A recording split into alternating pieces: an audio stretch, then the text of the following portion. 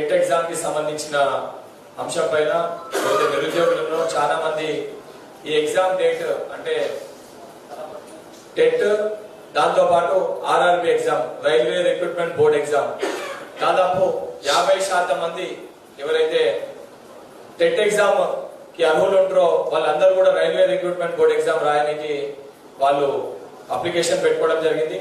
రెండు డేట్స్ కూడా జూన్ 12 రోజు రెండు డేట్స్ కూడా ఒకటేసారి వస్తాయని చెప్పని ఆ స్టూడెంట్స్ అందరూ ట్విట్టర్ లో దానితో పాటు రిప్రజెంటేషన్ ఇచ్చినప్పటికీ కూడా వాళ్ళ TRS party working president KTR గారు స్వయాన ఈ అంశం పైన రిజాల్వ్ చేయమని చెప్పి సంబంధిత శాఖ మంత్రి గారికి ట్వీట్ పెట్టినాక కూడా ఆ విద్యార్థుల కోసం ఆ ఎగ్జామ్ డేట్ పోస్ట్ పోన్ చేయకపోవడం వల్ల ఒకవైపు నిరుద్యోగులకు ఉద్యోగాలు ఇస్తామని చెప్తూనే రెండు ఎగ్జామ్స్ డేట్స్ ఒకటే రోజు పెడితే వాళ్ళ అవకాశాన్ని వాళ్ళ దగ్గరికి వెళ్ళి గుంజేసుకునే ఒక ప్రయత్నము రాష్ట్ర ప్రభుత్వం చేస్తుంది. తక్షణమే ఏదైతే జూన్ 12 రోజు టెట్ ఎగ్జామ్ డేట్ ఏదైతే ఉందో దాన్ని పోస్ట్ పోన్ చేసి నెక్స్ట్ సండేకి అంటే టెట్ ఎగ్జామ్ అనేది సండే పెడతారు కాబట్టి ఈ Sunday RRB railway recruitment board exam ఉంది కాబట్టి నెక్స్ట్ సండేకి తక్షణమే ఇమీడియట్ గా టెట్ ఎగ్జామ్ డేట్ ని పోస్ట్ పోన్ చేసి ఏదైతే నిరుద్యోగులకి రాక ఇయ్యక 7 సంవత్సరాల తర్వాత కల్పించిన అవకాశాన్ని వాళ్ళు వాడుకునే విధంగా అవకాశం వల్ల వాళ్ళకు ఉద్యోగం వచ్చే విధంగా రాష్ట్ర ప్రభుత్వము పట్టించుకోవాలని చెప్పని రాష్ట్ర సంబంధించిన శాఖ మంత్రికి ముఖ్యమంత్రి గారికి మేము విజ్ఞప్తి చేస్తున్నాం. చేయని పక్షాన రాబోయే 2 రోజులలో చేయకపోతే సంబంధించిన మంత్రిని అదే విధంగా సంబంధించిన ముఖ్యమంత్రి గారిని బయట తిరగనివ్వము. ఆ విద్యార్థులకు నిరుద్యోగులకు న్యాయం జరిగే వరకు మా పోరాటం కొనసాగుతుంది.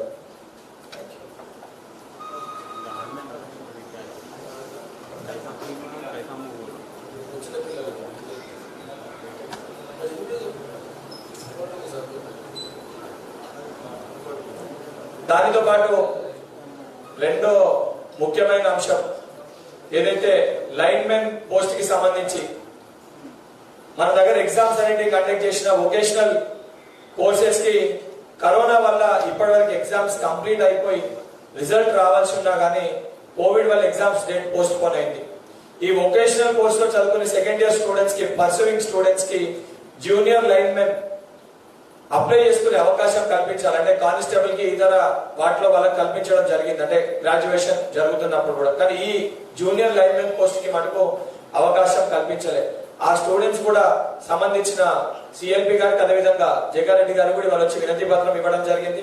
దాన్ని ఎండోర్స్ చేసి సిఎస్ కి కూడా కాంగ్రెస్ పార్టీ సిఎల్పి పక్షాన దాన్ని పంపిస్తారు. దాంతో పాటు స్టూడెంట్స్ కూడా రిప్రజెంటేషన్ ఇవ్వడానికి వెళ్ళి తక్షణమే ఈ వొకేషనల్ కోర్స్ ఎవరైతే సెకండ్ ఇయర్ చదువుతున్న స్టూడెంట్స్ కి కూడా అప్లై చేసుకునే అవకాశం కల్పించాలని చెప్పని డిమాండ్ చేస్తున్నాం. దానితో పాటు ఏదైతే R16 బ్యాచ్ 2016 చదువుకున్న స్టూడెంట్స్ కి సప్లిమెంటరీ ఎగ్జామ్స్ కండక్ట్ చేస్తామని చెప్పి కండక్ట్ చేయకపోవడం వల్ల దాదాపు ఒక 3000 మంది స్టూడెంట్స్ కూడా రిక్వెస్ట్ చేసిన సంబంధించిన విద్యాశాఖ మంత్రి గారు పట్టించుకోవట్లేదు. ఈ 3 అంశాలపైన తక్షణమే విద్యాశాఖ మంత్రి గారు స్పందించి ఏదైతే విద్యార్థులకి నిరుద్యోగులకి మీరు ఇబ్బంది కట్టే పరిస్థితులు తీసుకొని వస్తారో తక్షణమే దీన్ని పరిష్కరింపజేయాలని చెప్పని మేము ఎన్ఎస్ఏ పక్షాన కాంగ్రెస్ పార్టీ పక్షాన డిమాండ్ చేస్తున్నాము. మీరు చేయకపోతే ఇవన్నీ కూడా ఈ 3 సమస్యలపైన ఇబ్బంది పడుతున్న విద్యార్థులందరినీ కూడా ఏకదాటిపైకి చేర్చి ఒక పెద్ద పోరాటాన్ని ప్రారంభించి సంబంధించిన మంత్రుల పైన కూడా దాడులు కూడా చేయాల్సి వస్తుందని చెప్పని హెచ్చరిస్తున్నాను. ధన్యవాదాలు.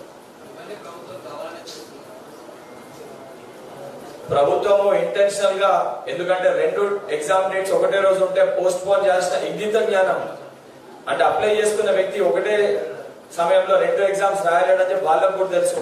కానీ కేవలము మేము అనౌన్స్ చేసిన తర్వాత సెంట్రల్ గవర్నమెంట్ డేట్ పెట్టింది అంటే సెంట్రల్ గవర్నమెంట్ రాష్ట్రాల నాటికి ఎగ్జామ్ డేట్ డిక్లేర్ చేయదు. వాళ్ళ డేట్ ఇచ్చినాక ఆ డేట్ కి 2 ఒకటేసారి వస్తే ప్రభుత్వం చేంజ్ చేసిన ఒక బాధ్యత వాళ్ళ పైన ఉంటది. కేవలం ఇదేంటంటే ఉద్యోగాలు ఇస్తామని చెప్పినట్టు చెప్పే ఉద్యోగాలు ఇవ్వకుండా మళ్ళీ గుంజుకోవడం, ఒక చేతితోటి ఇస్తున్నామని చూపించి మరొక చేతితోటి అది ఏ రకంగా ప్రొసీజర్ చూపడం గుంజుకునే ఒక ప్రయత్నం వాంటెడ్ గానే కక్షపూరితంగా రాష్ట్ర ప్రభుత్వం ఇది విద్యార్థుల పైన నిరుద్యోగుల పైన చేస్తుంది.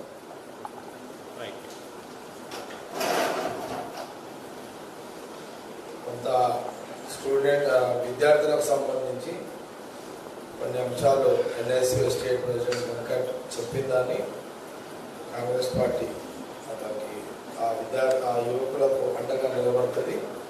అట్లాగే ఇప్పటివరకు వెంకట ఎన్ఎస్ఏ ప్రెసిడెంట్ ఈ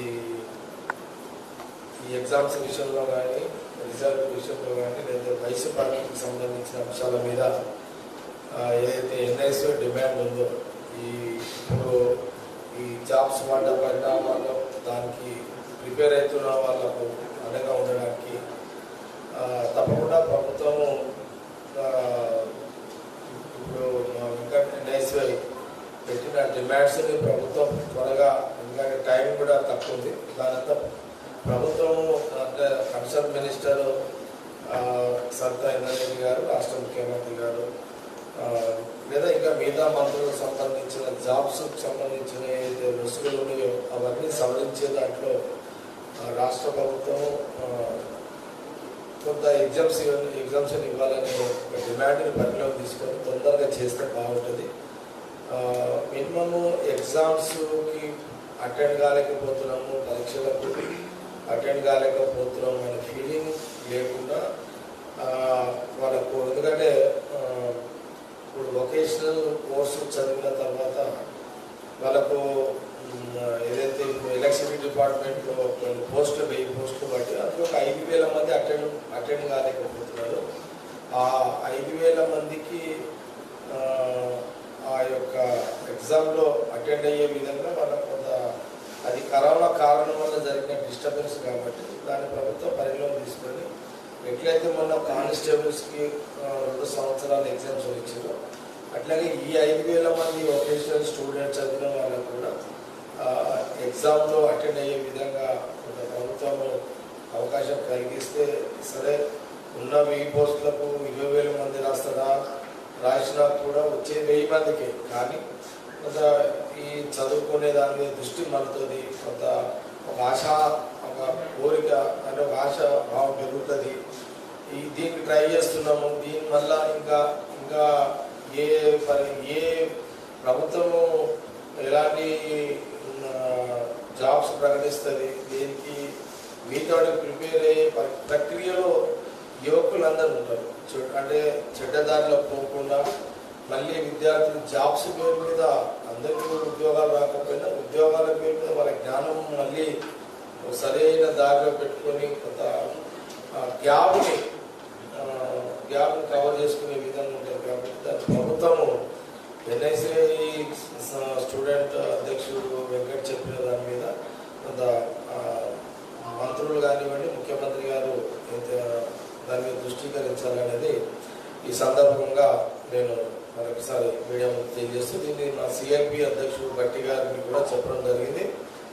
ఈ వొకేషనల్ విద్యార్థులకు లైన్మెన్ ఎగ్జామ్ అటెండ్ అయ్యే విధంగా 5000 మంది స్టూడెంట్స్కి చీఫ్ సెక్రటరీ గారికి లెటర్ పెట్టి, ఆ లెటర్ ద్వారా పర్సనల్గా మాట్లాడి లెటర్ పెట్టి ఎగ్జామ్స్ వచ్చేటప్పుడు చూడాలని సిఐపి గారు భట్టి గారికి కూడా చెప్పడం జరిగింది. వాళ్ళు సిఐపి గారు కూడా మరి చీఫ్ సెక్రటరీతో మాట్లాడి లెటర్ పెట్టి చీఫ్ సెక్రటరీతో మాట్లాడుతూ చెప్పడం జరిగింది. దాన్ని వెంకట్ ఎన్ఎస్యూ పక్షాన ఫాలో చేసుకుంటూ ఆ కార్యక్రమంలో ఉంటుందని తెలియజేస్తూ, ప్రధానంగా ఈ మధ్యకాలంలో భారతీయ జనతా పార్టీకి సంబంధించి భారతీయ జనతా పార్టీ ఒక ప్రతిపక్ష పార్టీగా ఉండి మాట్లాడితే వేరు, కానీ కేంద్రంలో అధికారంలో ఉంది.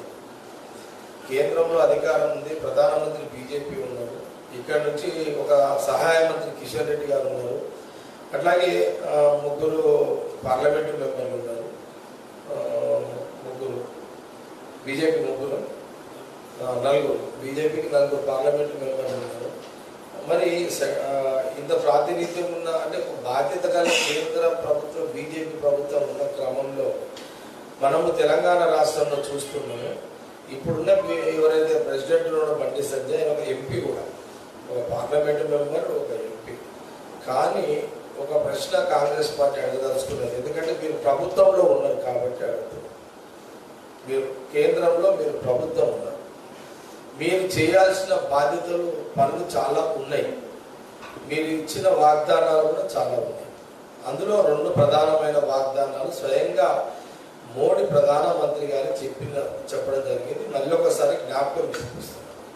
ప్రతి పేదవాడికి తెలంగాణలో 15 లక్షల రూపాయలు ప్రతి పేదవాడి అకౌంట్లో వేస్తామని చెప్పారు. అకౌంట్లు ఓపెన్ చేయించారు, కానీ ఇప్పటి వరకు 15 లక్షల రూపాయలు ఎవరి అకౌంట్లో రూపాయి పడలేదు. దీన్ని బండి సంజయ్ పార్లమెంట్ మెంబర్గా ఒక బీజేపీ ఒక సెంట్రల్ పవర్లో ఉన్న బీజేపీ పార్టీ ప్రెసిడెంట్, స్టేట్ ప్రెసిడెంట్గా నేను తెలంగాణ పేద ప్రజల పక్షాన 15 లక్షల రూపాయల గురించి నువ్వు ఎందుకు మాట్లాడతలేవు అని నేను బండి సంజయ్ గారిని అడుగుతున్నాను. దీనికి జవాబు చెప్పగలరా? మీరు ఈ జవాబు చెప్పేంత వరకు కాంగ్రెస్ పార్టీ తెలంగాణలో ఉన్న పేదవాడి అకౌంట్ ఓపెన్ చేసిన వాళ్ళ అకౌంట్లో 15 లక్షల రూపాయలు మీరు చేసేంత వరకు కాంగ్రెస్ పార్టీ బీజేపీని ప్రశ్నిస్తూనే ఉంటుంది. రెండవది, 2 సంవత్సరానికి 2 కోట్ల ఉద్యోగాలు అన్నారు. 2 కోట్ల ఉద్యోగాల్లో తెలంగాణ రాష్ట్రంలో కూడా కోటా ఉంటుంది ఉద్యోగాల్లో. వాళ్ళకు ఉద్యోగాలు వచ్చేంత వరకు మిమ్మల్ని ప్రశ్నిస్తూనే ఉంటారు. ఇక మూడవది, మీరు ఈ 2 అంశాలు వదిలేశారు. మీరు చూడండి, బండి సంజయ్ ప్రెసిడెంట్ అయిన కాడి నుంచి 15 లక్షల రూపాయల విషయంలో మన ప్రధానమంత్రి వచ్చిపోయిండు, చర్చ లేదు. ఉద్యోగాల చర్చ లేదు, 15 లక్షల చర్చ లేదు. కానీ ఒక సెంట్రల్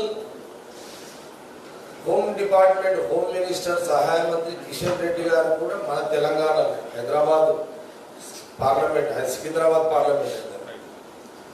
మరి కాంగ్రెస్ పార్టీ ప్రజల పక్షాన నేను అడుగుతున్నాను, ఈ ప్రజలకు ఉపయోగపడే ఈ 2 బెనిఫిట్ల మీద మీరు ఎందుకు మాట్లాడుతున్నారు? పైగా మీరు మొన్న మాట చెప్పారు. ఏ మాట అన్నారు? మసీదులు తవ్వుదాము, శివలింగాలు వస్తేనేమో మాకు, శివాలు వస్తే మీకు. ఇదేమన్నా ధర్మమా? ఇదేమన్నా ఏ ధర్మంలో ఉంది? బండి సంజయ్ గారు చెప్పండి, ఏ ధర్మంలో ఉంది? చెప్పండి, ఏ గ్రంథంలో ఉంది? కొన్ని ఏ గ్రంథంలో తీయండి. రామాయణంలో ఉందా? ఎక్కడన్నా రాముడి పదాలు వాడిన చరిత్ర, వాల్మీకి రాసిన చరిత్రలు ఎక్కడైనా ఉందా? ఇది ఎక్కడైనా లేదు. మహాభారతంలో ఎక్కడైనా ఉందా ఇలాంటి పదాలు? ఈ సొంత గ్రంథం ఏంది? ఇదంతా బీజేపీ గ్రంథం. ఇది రామాయణ గ్రంథం ఎటమైంది, మహాభారత గ్రంథం ఎటమైంది, ఇప్పుడు బీజేపీ గ్రంథం నడుస్తున్నది. ఈ బీజేపీ గ్రంథంలో ఏమున్నదంటే, మసీదులో చదువుదాము, శివలింగాలు మాకు, శివాలు మీకు అని అన్నారు. ఇక ఇప్పుడు బీజేపీ దగ్గర ఉన్నది ఏ దేవుని గ్రంథం లేదు, మతంతో కూడుకున్న బీజేపీ గ్రంథం ఉంది. ఇప్పుడు మత బీజేపీ గ్రంథం. నేను అడుగుతున్న బండి సంజయ్ గారు, ఎందుకు ఈ మాట అంటున్నంటే, మొన్న మీరు అంటే మీకు ఈ తెలంగాణలో అధికారం రావాలంటే మతాన్ని రెచ్చగొట్టాలి, అదొకటే దారి అనే ఒక ఆశాభావంతో మీరు హిందూ కాదు మతాన్ని రెచ్చగొడుతున్నారు. ఎక్కడైనా ఎవరైనా ఇలాంటి పదాలు వాడినా ఎవరైనా? మీరు ఎప్పుడైనా సరే ప్రజల అభివృద్ధి కోసం మీరు ఏదైనా ప్రయత్నం చేస్తున్నారా? తెలంగాణ ప్రజలకు మేలు జరగడానికి మీరు ఏదైనా, సెంట్రల్ గవర్నమెంట్ మీదే కదా, మీరు ఏదైనా ప్రయత్నం చేస్తున్నారా? ప్రధానమంత్రి గారిని ఇక్కడికి తెలంగాణకు తీసుకొచ్చారు. మీకు ఒక మంచి అడ్వాంటేజ్ ఏంది? మొన్న కేసీఆర్ ముఖ్యమంత్రి మీ కార్యక్రమానికి రాలేదు. మీరు ఒక ప్యాకేజీ తెలంగాణ ప్రజలకు, మీరు గ్రామీణ ప్రాంతాల్లో లేదా తెలంగాణ ప్రజలకు సంబంధించిన ఏదన్నా ఒక స్పెషల్ ప్యాకేజీ ఇచ్చే ప్రయత్నంలో బండి సంజయ్ మోడీ గారిని అడిగే ప్రయత్నం చేసిండా? లేదు.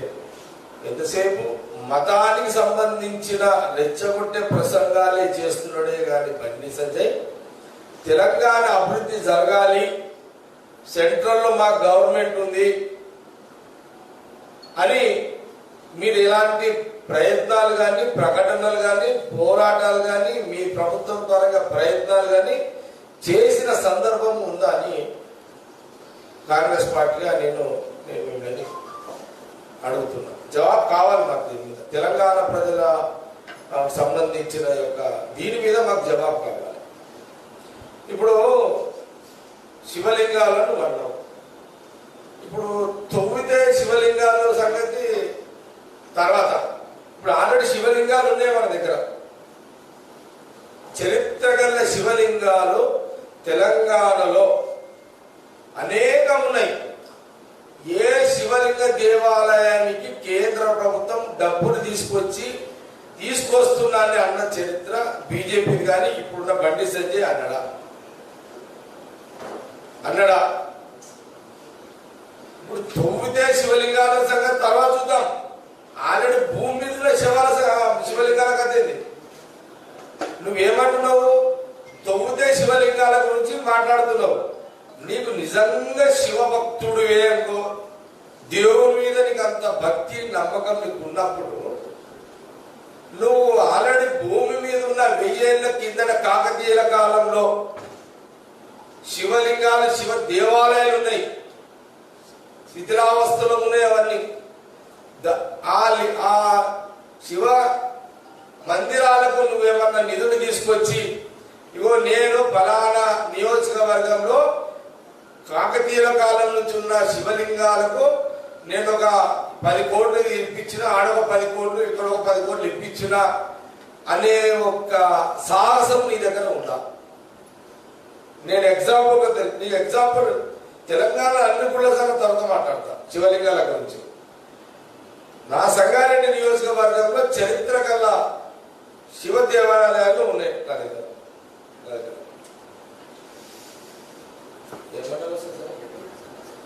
సంగారెడ్డి మండలంలో కల్పకూరు అనే గ్రామం ఉంది.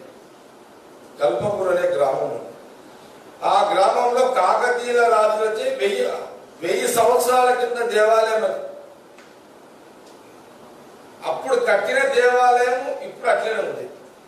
మీకు ఎగ్జాంపుల్ చూపెడతా. మీకు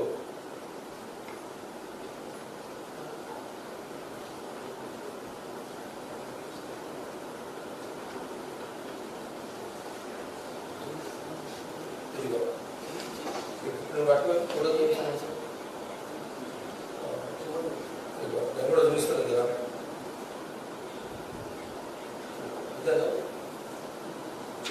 అన్నీ ఒకటే ఇంకొకటి ఎగ్జాంపుల్ చూపిస్తుంది. ఈ దేవాలయం డౌటా? 1000 సంవత్సరాల కింద కాకతీయుల కాలం నాటి శివ దేవాలయము కల్పకూరు అనే గ్రామంలో ఉంది. నేనేమడుగుతున్నా, ఇక శివలింగం ఆనాటిది 1000 ఏళ్ల కింద శివలింగం ఇది. ఈ శివలింగం 1000 ఏళ్ల కింద ఎట్లయితే కట్టిరో ఇప్పుడు అట్లే ఉండదు. దీనికి ఇప్పటిదాకా కేంద్ర ప్రభుత్వం ద్వారా ₹1 తెచ్చిన సెంట్రల్ గవర్నమెంటే కదా. నువ్వు అంటున్నావు కదా, మేము తొవ్విలిస్తాం శివలింగాలు మాకు అంటున్నావు కదా. తొవ్వుడు సంగతి తర్వాత అసలు భూమి మీద ఉన్న శివలింగాల కథ ఏంది నీకుందా? దీని మీద మోడీ గారి దగ్గర పోయి పైసలు తెస్తావా దీనికి, ఈ శివలింగాలకు? నువ్వు మళ్ళొక్కసారి మతాన్ని రెచ్చగొట్టే విధంగా మాట్లాడితే మొత్తం నేను అవసరం వస్తే ఇక వీళ్ళు నిజంగా శివుని భక్తులు, భగవంతుని భక్తులు అయితే నేను బరాబర్ చరిత్ర గల దేవుళ్ళకి సంబంధించిన గుళ్ళన్నీ ఒక మొత్తం మెటీరియల్ తెలుసుకోపోయి బీజేపీ ఆఫీస్ కానీ కూర్చుంటా. ఎందుకంటే ఎట్లయిపోయిందంటే బట్ట కాల్చి పడేస్తున్నారు. ఇక ఎవడన్నా కొట్టుకోండి సాగుండి. ఆ టైంకి మన భాగ్యలక్ష్మి దేవాలయం చూపెట్టిర్రు, గోడ్లు దండిర్రు. ఇప్పుడు శివుని మళ్ళీ స్టార్ట్ చేసారు. బండి సంజయ్ నువ్వు ఎంపీ నువ్వు పార్టీ ప్రెసిడెంట్వి, ఎంతసేపు మీరు వాణి మీద చంపి శివాల మీద బతుకుడేనా? శివరాజకీయాలేనా మీ ఎప్పుడు? ఇంకో గుడి చెప్తాం. మా దగ్గర సదాశివపేట మండలం నందికంద అనే ఒక విలేజ్ ఉంది. నందికంద అనే విలేజ్ గ్రామ పంచాయతీ. అది కూడా ఎవరిదంటే కళ్యాణ చాళుక్య రాజు ఆయన కట్టిన దేవాలయం 11వ శతాబ్దంలో నిర్మించినటువంటి దేవాలయం. సేమ్ అది కూడా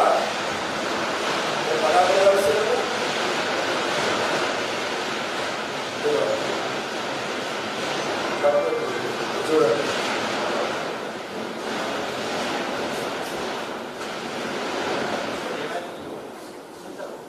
ఇది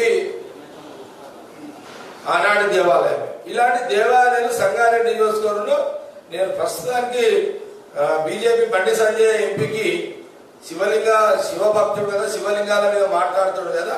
నేను ఏం లేదు, ఫస్ట్ ఈ మా కల్పపూరి గుడికి ఒక 10 కోట్లు, ఈ దీనికి ఒక 10 కోట్లు కేటాయించు. నువ్వు ఇది కేటాయించిన తర్వాత నువ్వు అప్పుడు ఈ గుంతలు తవ్వి శివలింగాలు లాంటివి చూద్దాం.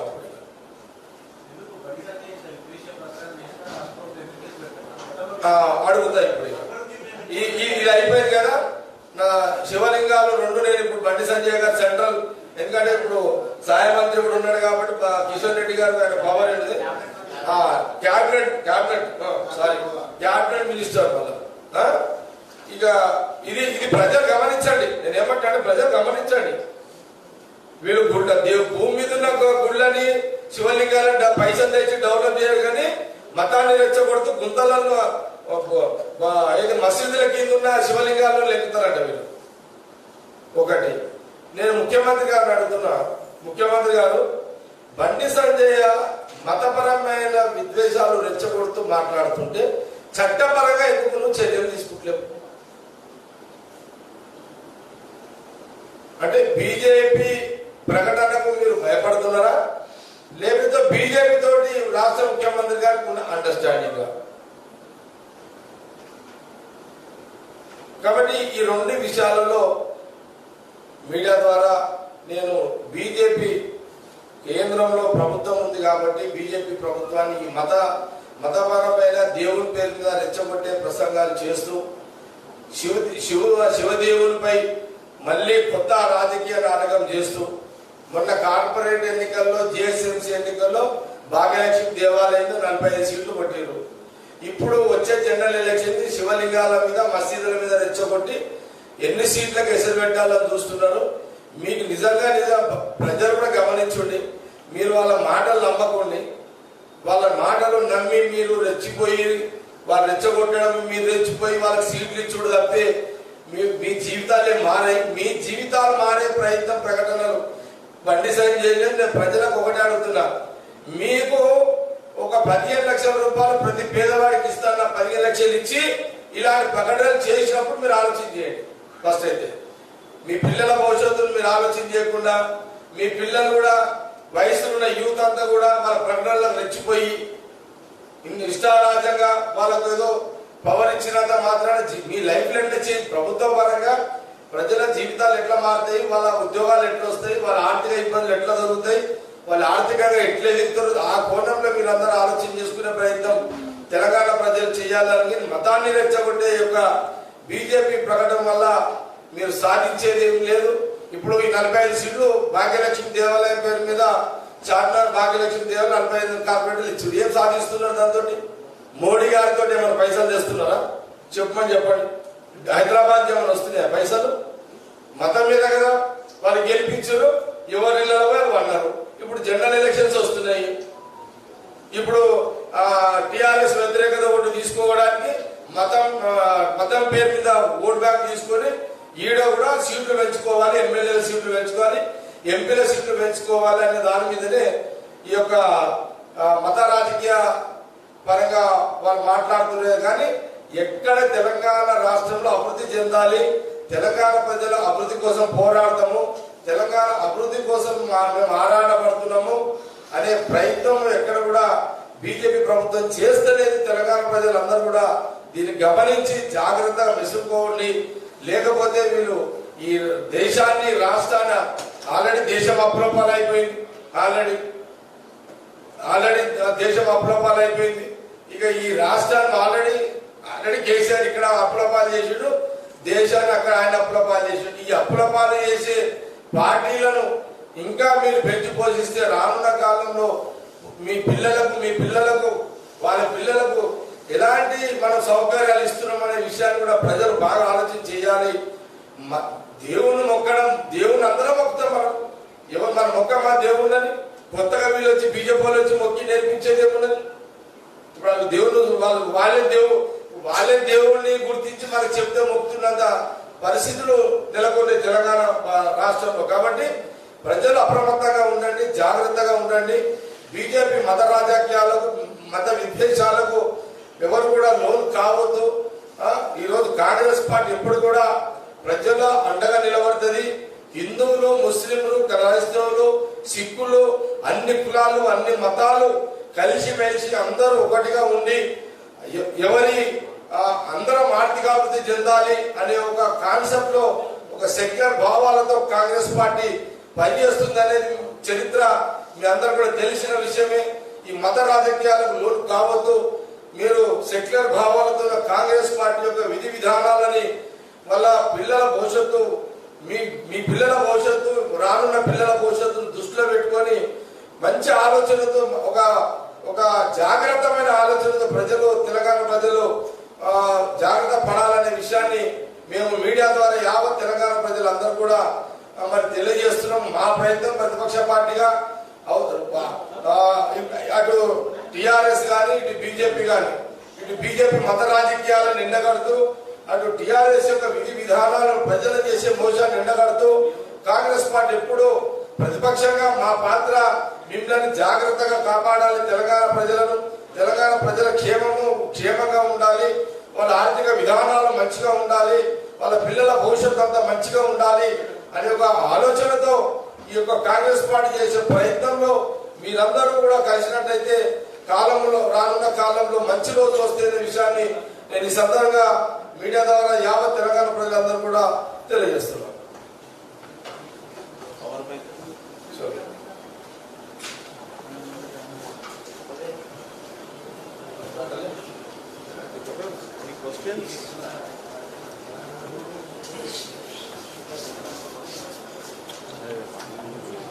ఇండియా ఇంతది అయిపోయింది. తెలుగు ట్రాన్స్లేషన్ అంటే దాని చలో పట్టు.